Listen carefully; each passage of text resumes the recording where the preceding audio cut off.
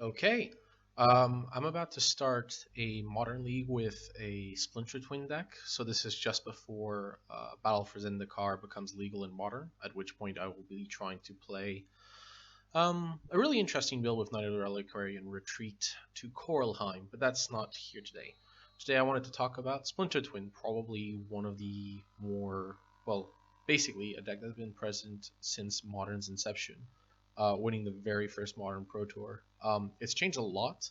It used to be very combo centric, so very focused on the combo of just having either the Seaver Exarch, um, or Pestermite with the enchantment Splinter Twin. So for those of you who don't know the combo, essentially both the Seaver Exarch and Pestermite allow you to tap or untap a permanent when they come into play. So you combine that with Splinter Twin, which puts a copy into it of it onto the battlefield with haste.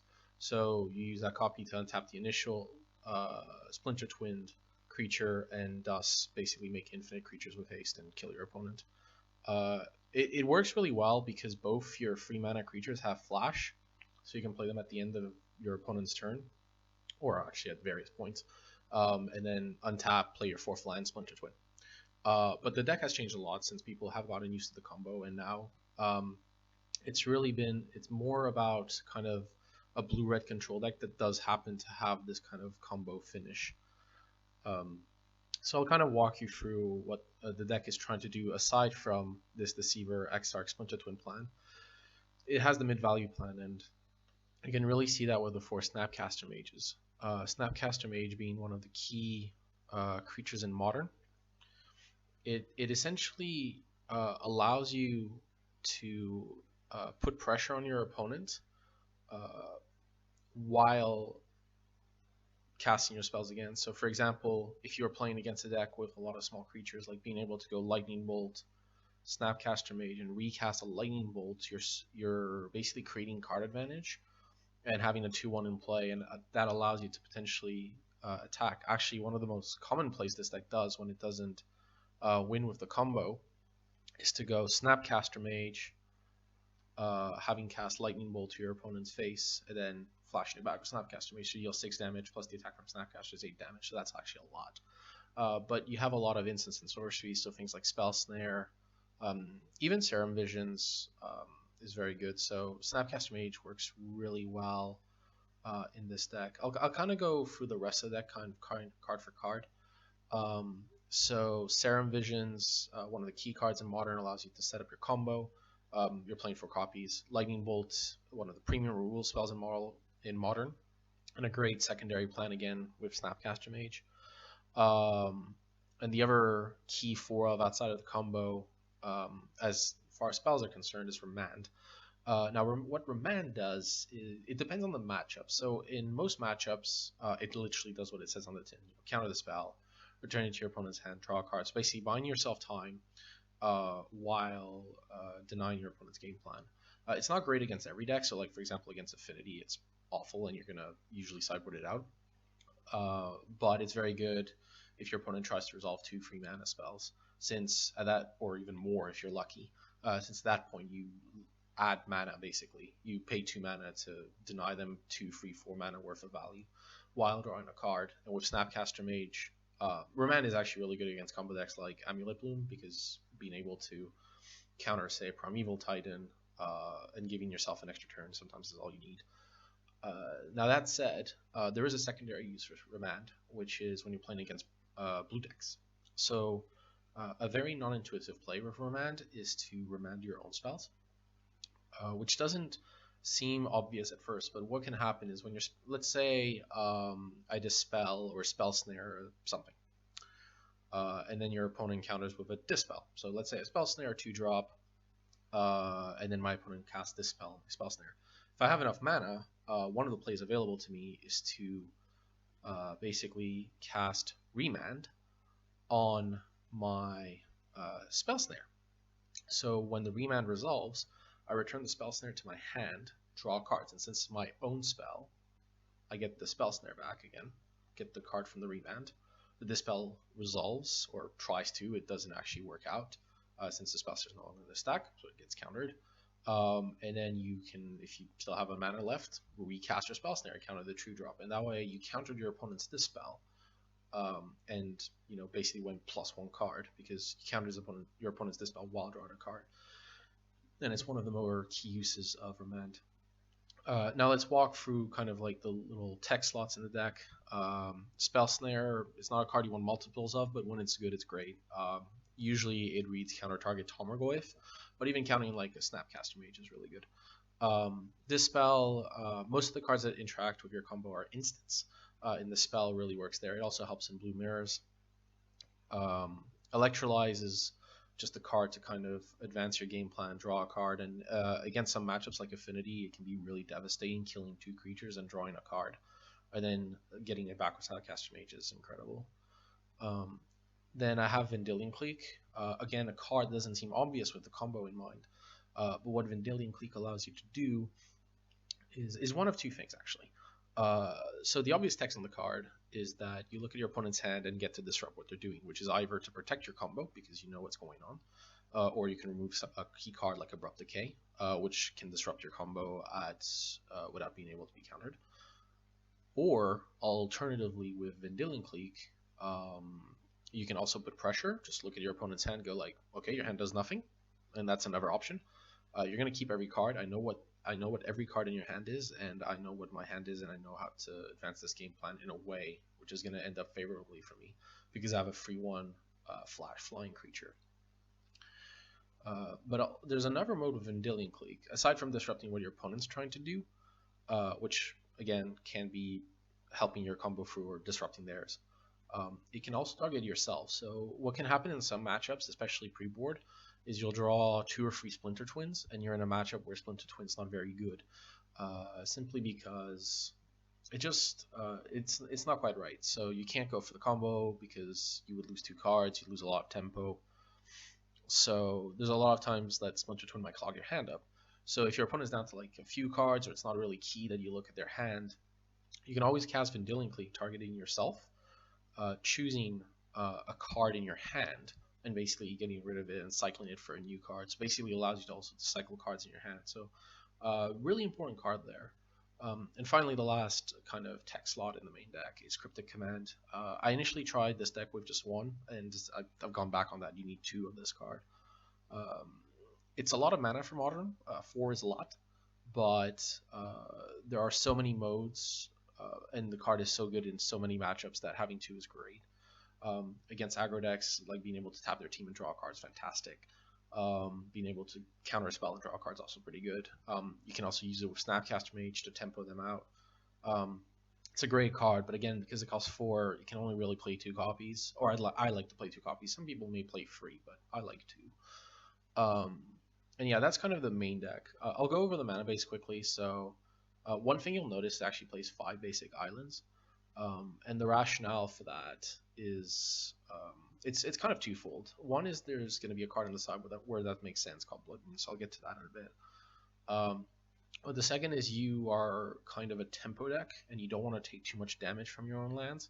So being able to get a lot of basics allows you to avoid taking damage, which is quite advantageous in some matchups. Taking 2 less damage from fetching, say, a Steam Vents. Can be really getting an island instead of Steam can be really helpful. You also have a mountain, mostly for that purpose. You play a full 8 fetch lands, 4 Misty, Rainforest, and 4 Scalding Tarn, which allow you to get all your duels. So you can get your Steam Vents, which is the main duel. You can also get a Stomping Ground, which we'll see in a second is for the sideboard. It's also a land you can get with Misty Rainforest, so Misty Rainforest that way you can always get a source of red mana. And complementing that are 4 Sulphur Falls. Again, that theme of not wanting to take damage. So you play a full 4 copies of this card that is essentially a dual land as a result. And finally, kind of complementing all this, you have Desolate Lighthouse, which in my view is one of the deck's best cards. Some people play 2, and actually I wouldn't fault you for replacing the second tech slot Tectonic Edge with a second Desolate Lighthouse. The card is incredible in long matchups, allowing you to really filter your hand as games go on. But Tectonic Edge does have its worth, well, sometimes to kill a Desolate Lighthouse, but sometimes you're facing a card like Celestial Colonnade or another important key land that you have to destroy. So yeah, so you play 24 lands, which is more than enough with Serum Visions, Remand, Electrolyze. One thing to keep in mind with this deck is always that Splinter Twin cost double red, so you need to make sure that although not taking damage is important, you need to make sure you get that second red mana at some point, or you're capable of getting it. I'll just go into the sideboard quickly. So I'll note that the third Ancient Grudge here is kind of up for the air. It could be a Teferi. When I play online, I play third Grudge because there's a lot of affinity. I would definitely play two. The third Ancient Grudge can be another card, which I'll come to in a bit. But you definitely play two. But this card against a deck like Affinity is essentially a double Vindicate, so it destroys any permanent for 2 mana. That's really great. And the fact that you have Flashback on it is incredible.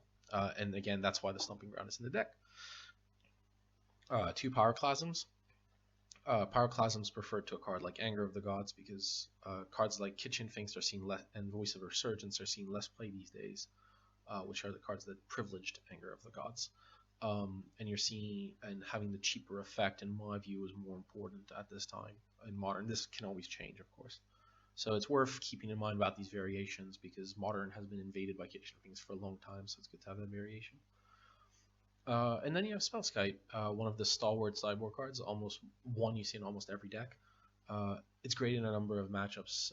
Boggles, it can be okay against. There's a lot of matchups where you want a card like Spellskite. Essentially anything with a key targeted speller ability, which should become fairly obvious. Against Affinity, it's great because it's a 0/4. It absorbs Arcbound Ravager counters. It blocks Edge Champion. There's a lot of things that it can do. I'll note though that usually playing against Splinter Twin, I do not like sideboarding and Spellskite, which some other people do. It's because post sideboard, you tend to sideboard out your Splinter Twins in a matchup like that. So Spellskite becomes a lot worse. It's just basically a 0/4 with little value aside from Absorbing Lightning Bolts.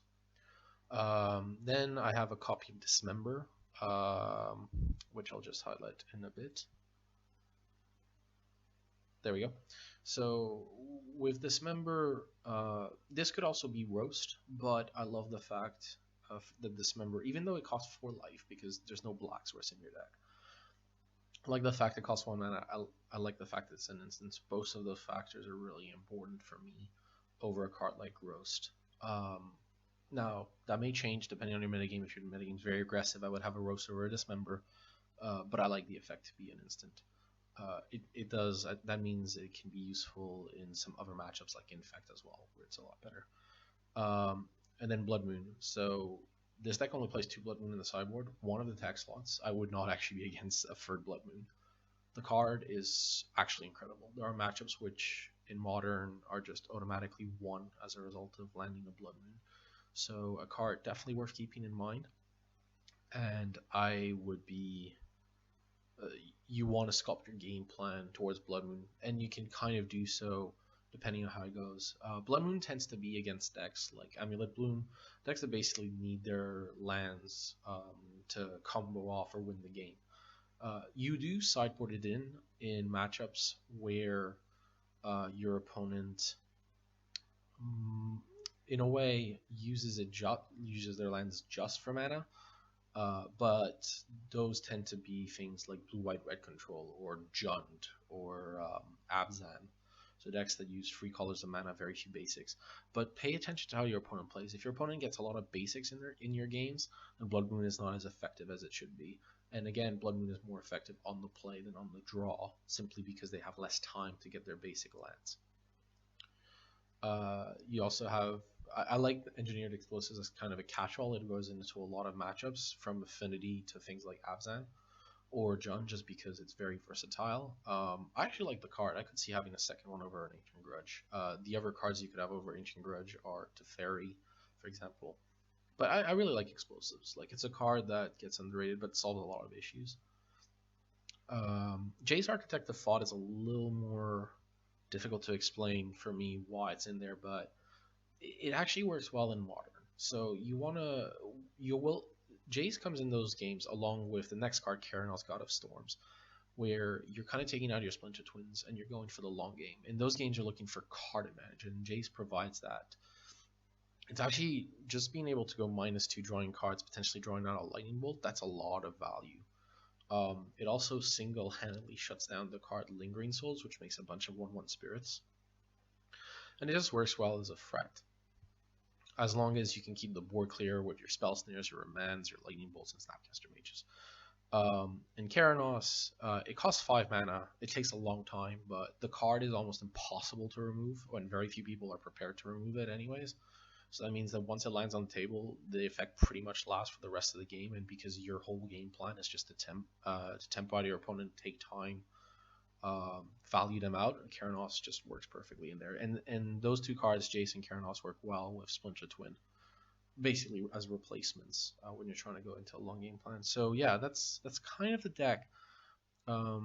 I know a lot of people who play Modern a lot won't see as much value in this explanation simply because it's one of the key decks in the format, but it's always a deck worth keeping in mind, and for me it's a great safe deck. So I like to innovate in Modern, but from time to time it's worth remembering having an old classic to fall back onto. The one I've decided on is Twin, and it's an excellent deck still. Um, it has some problems against the green-black mid-range decks, but otherwise it's a great deck against a lot of combo and in an unknown field. So it's worth considering in that sense. So yeah, so now what I'm going to do is join a Modern League and play it out, see, and then you guys can see how the games go with the deck.